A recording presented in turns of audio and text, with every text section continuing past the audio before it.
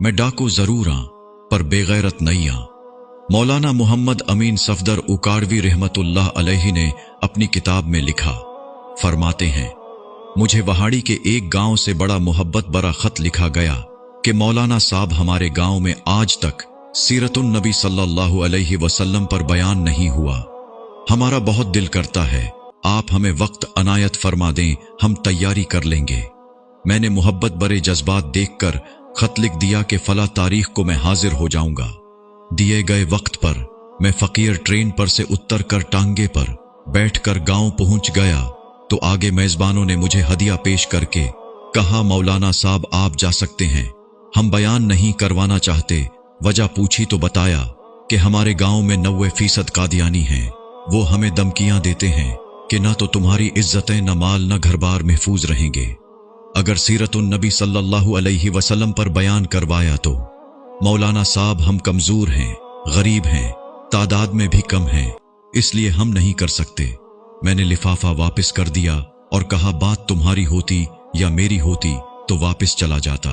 बात मदीने वाले आका सल्लल्लाहु अलैहि वसल्लम की इज्जत की आ गई है, अब बयान होगा, जरूर होगा।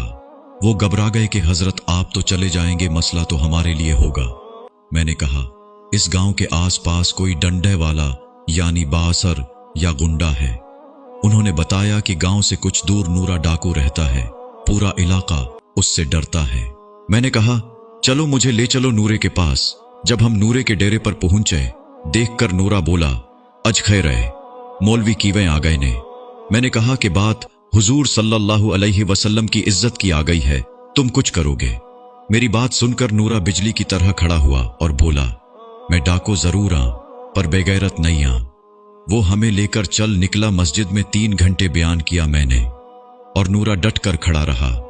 आखिर में नूरे ने यह कहा कि अगर किसी ने मुसलमानों की तरफ आंख उठाकर भी देखा तो नूरे से बच नहीं सकेगा।